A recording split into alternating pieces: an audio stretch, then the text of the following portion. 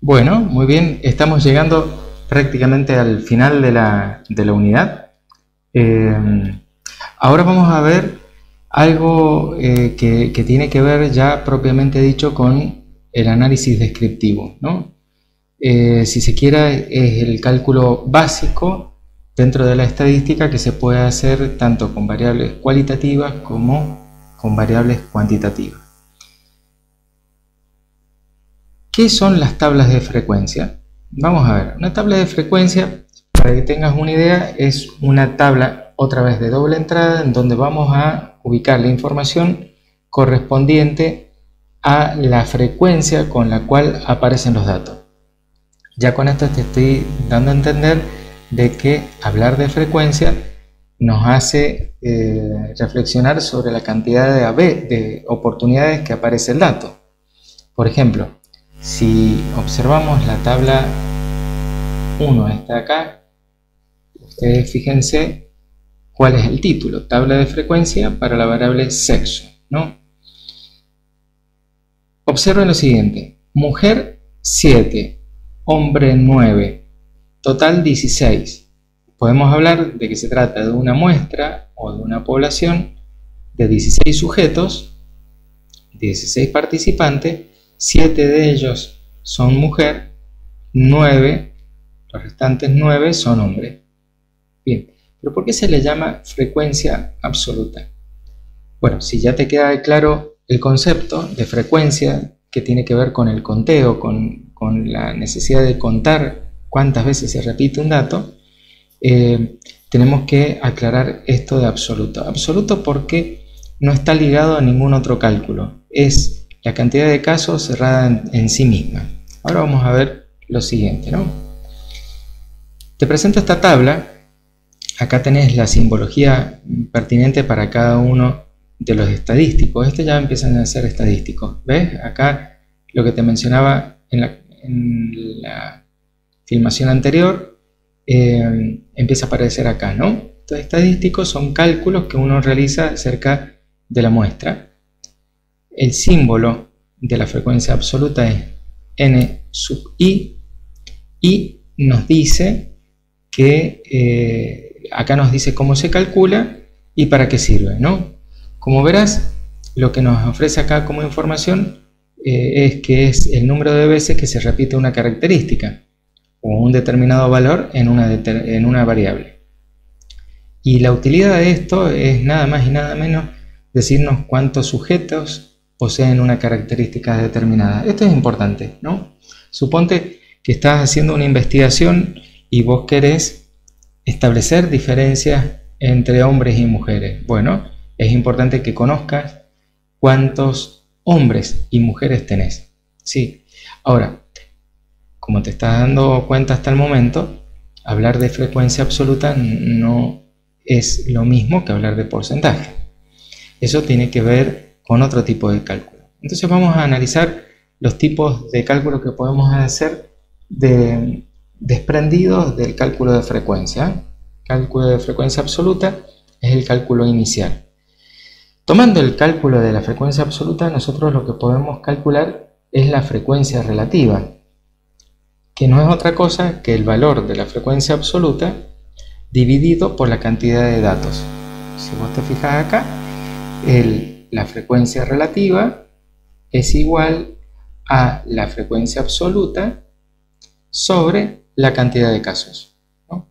Y nos dice cuál es la proporción de sujetos que poseen una característica determinada.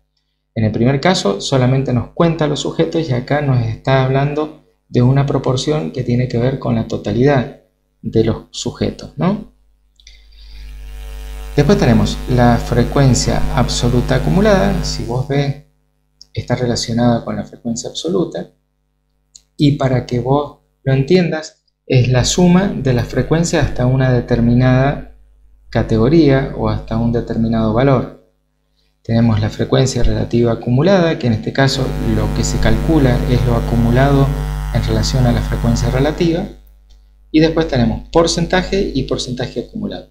Como vos verás, el porcentaje se calcula sobre la frecuencia relativa, ¿sí?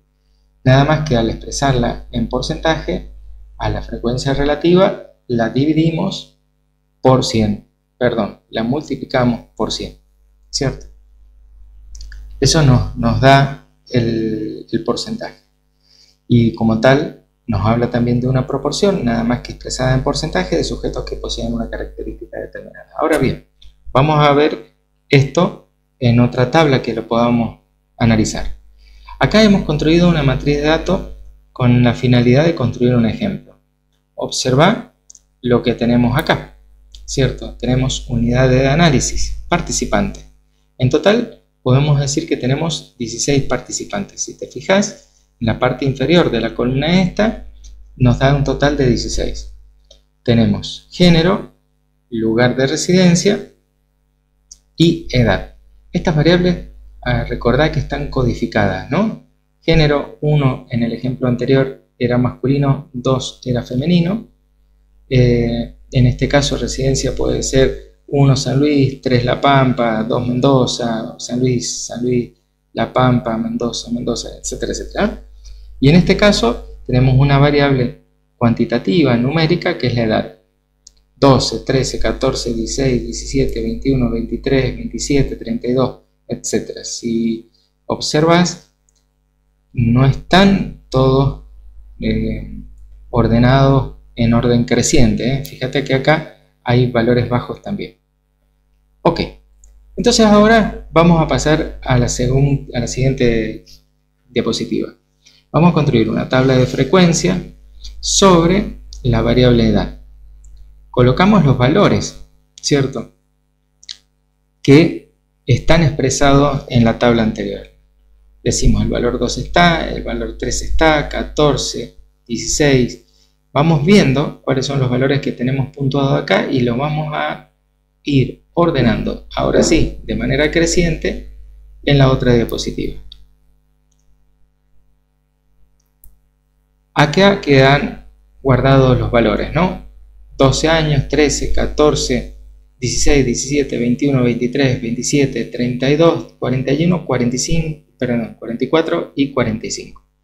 En total son 16 datos los que tenemos. Lo que tenemos que ver cuál de ellos están repetidos. Entonces vamos a la diapositiva anterior. La de 12 años, ¿está repetido en algún lugar de la diapositiva? No, solamente acá. Entonces vamos a consignarle un 1. ¿Cierto? Frecuencia absoluta, 1. El conteo que hago acerca de ese dato es uno solo. Pongo 1. Vamos a ver ahora con 13. ¿Cierto? Con 13 me fijo si hay algún otro dato. Acá encontré el 13, pero ¿hay algún otro dato repetido? No. Bien, en ese caso entonces a 13 le consigno una frecuencia absoluta de 1. A 14, parece que 14 sí hay repetido dato. Tenemos 14 acá y 14 en este lugar. Son 2 veces que aparece el número 14 cuando se le ha preguntado la edad a la muestra. 16.1, 17.1. Para el 21 vamos a tener 2 datos. Vamos a ver si es cierto. 21 tenemos un dato acá y otro acá. Así que eso es correcto. De esa manera vamos a ir completando en primer lugar la frecuencia absoluta, ¿cierto? Total de sujetos 16, como dijimos, ¿no? En esta, en cuanto se borre el rótulo de la diapositiva, ahí está. Abajo de esta columna verán 16 unidades de análisis. Vuelvo a la tabla de frecuencia. Hemos construido una tabla de frecuencia absoluta. Ahora hagamos el cálculo de la frecuencia relativa. ¿Recuerdan cómo se hacía? Bueno, era relativamente sencillo, ¿cierto? El cálculo era, la frecuencia relativa resultaba de la frecuencia absoluta dividido la cantidad total de datos que tengo, ¿sí? Entonces vamos a hacerlo acá. Vamos a ver. 1 dividido 16, 0,0625. Nos vamos a fijar a ver si es correcto. 0,0625. Muy bien, es correcto.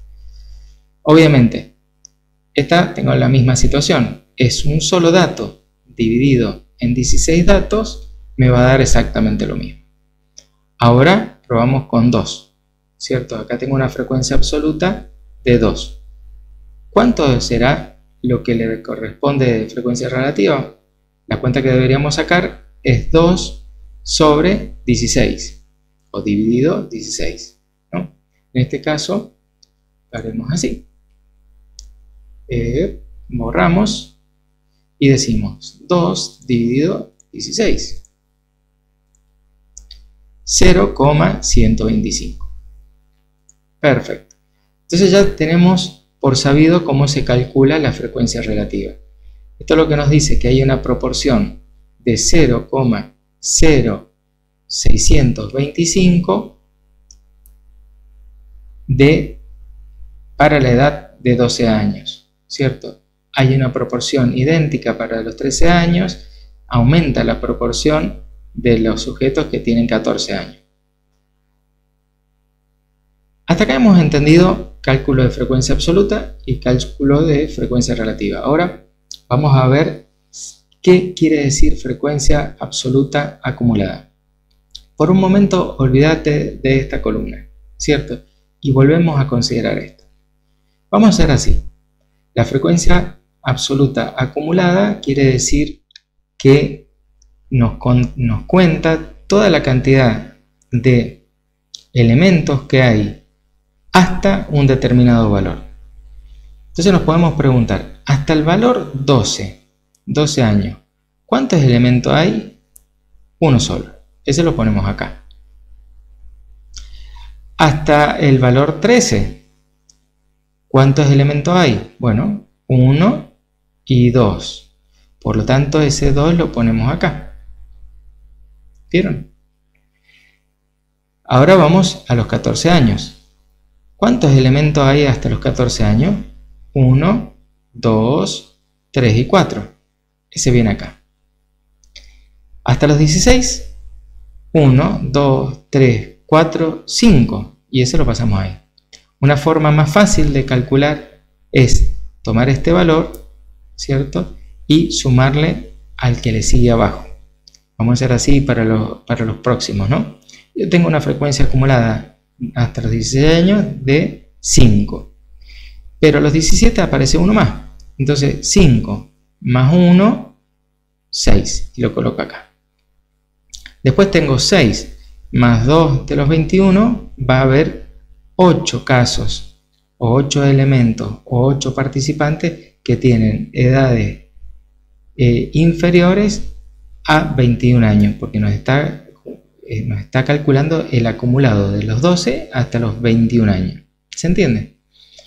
Entonces, si yo veo la tabla y me interesa saber cuántos sujetos tienen 41 años o menos, voy a ir y ver esta fila de acá y voy a decir, mira, hay 13 sujetos que tienen 41 años o menos, y así sucesivamente.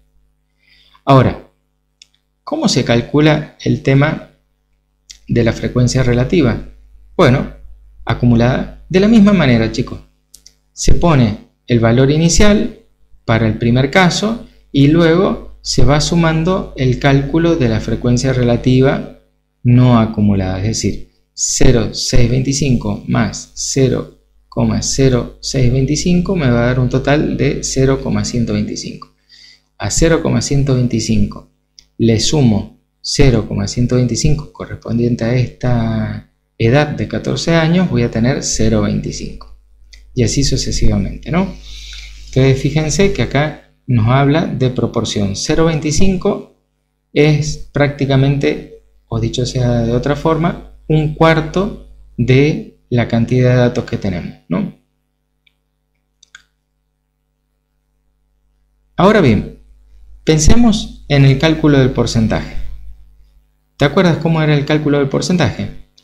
La frecuencia relativa multiplicado por 100.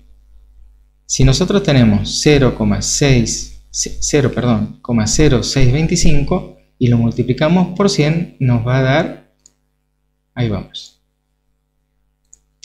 0,0625 por 100 nos da 6,25. 6,25%, ¿cierto? Porque estamos hablando de porcentaje. Si nosotros calculamos sobre esto, vamos a tener otra vez el mismo valor, ¿cierto? Y si calculamos sobre esto, nos va a dar 12,5%. ¿Queremos calcular el porcentaje acumulado?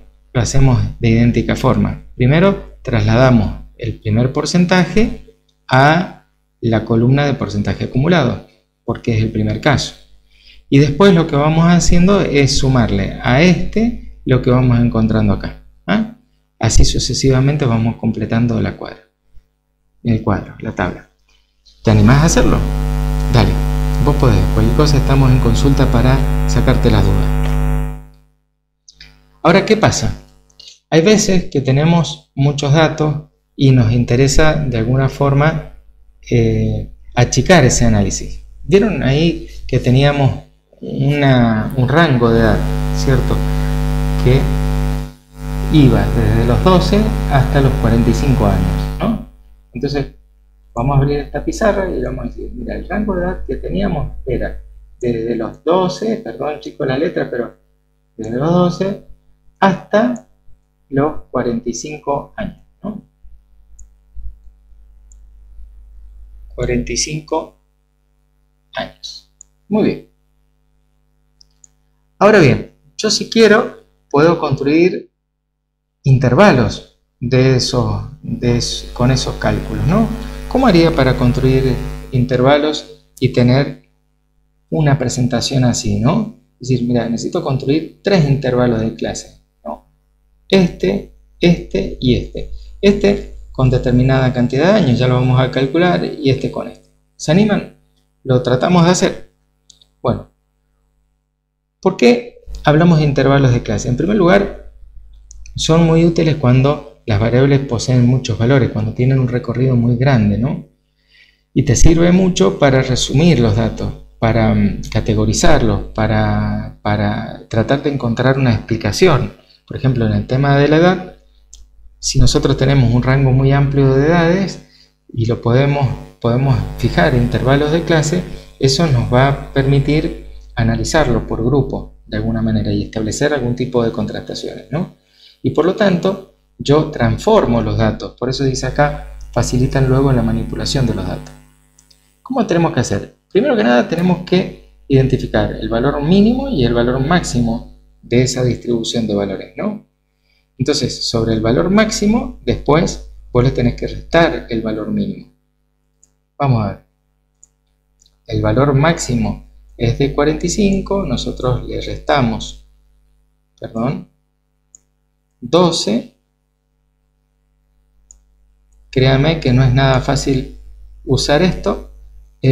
Acá deberíamos tener un 3, ¿cierto? Y acá otro 3. Muy bien. Tenemos 33. ¿Sí? A continuación, lo que vamos a hacer es, en primer lugar, aumentar el número, redondearlo, para que cumpla con dos condiciones. En primer lugar, tiene que ser un número entero, no tiene que tener decimales. Y en segundo lugar, ese número que nosotros lleguemos, que adoptemos, tiene que ser divisible por el número de intervalos de clases que deseamos hacer. Acá en el que hemos construido acá, son 3 intervalos. Entonces, tenemos que preguntarnos si 33 es divisible por 3. Sí, claro que es divisible por 3.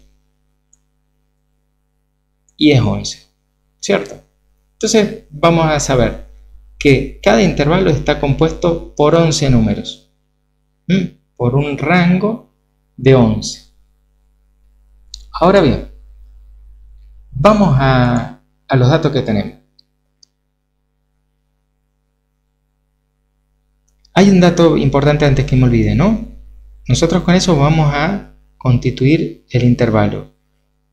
El intervalo toma el límite inferior de la clase, pero el límite superior no. Y ahora lo vamos a explicar bien.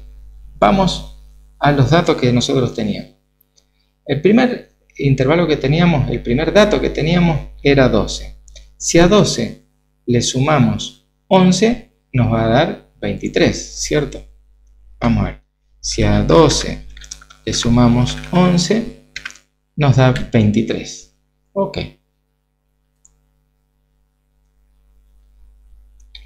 Recuerdan que yo les decía, toma el intervalo inferior, pero no el superior, ¿cierto? Es decir, debo tomar menos de 23 años. En este caso he optado por 22 años. El 23 pasa a ser el piso del intervalo de clase siguiente. Acuérdense lo que hicimos. A 12 le sumamos el intervalo de clase que era 11 y nos dio 23.